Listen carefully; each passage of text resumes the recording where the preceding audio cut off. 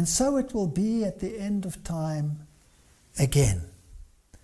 In the Garden of Gethsemane, what can we glean from what happened to the disciples? Because I have a terrible feeling that we are on the very verge of the final events and seem doomed to repeat the same mistakes that the disciples made.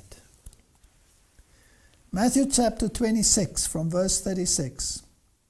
Then cometh Jesus with them unto a place called Gethsemane, and said unto the disciples, Sit ye here while I go and pray yonder. And he took with him Peter and the 2 sons of Zebedee, and began to be sorrowful and very heavy. Then he said unto them, My soul is exceeding sorrowful, even unto death. Tarry ye here and watch with me. Not those words. Watch with me. And he went a little further and fell on his face and prayed, saying, O my Father, if it is possible, let this cup pass from me. Nevertheless, not as I will, but as thou wilt. And he cometh unto the disciples, and findeth them asleep, and says unto Peter, What, could ye not watch with me 1 hour? So what do we see here? What kind of parallel do we see here? What is the state of the church at the end of time? Isn't it the Laodicean church? Isn't it a sleeping church? Isn't it a church that thinks that it is rich and increased in goods? And yet they are asleep.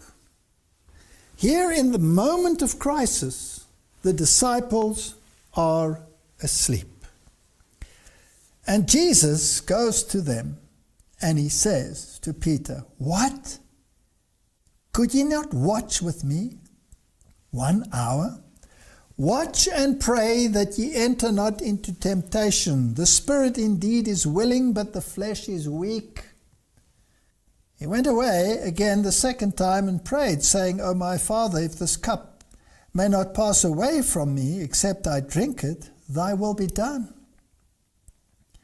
And he came and found them asleep again, for their eyes were heavy.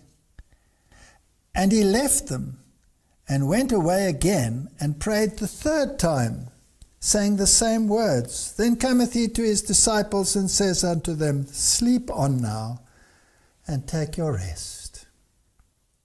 Behold, the hour is at hand, and the Son of Man is betrayed into the hands of the sinners. The moment of crisis had come, and the disciples were asleep.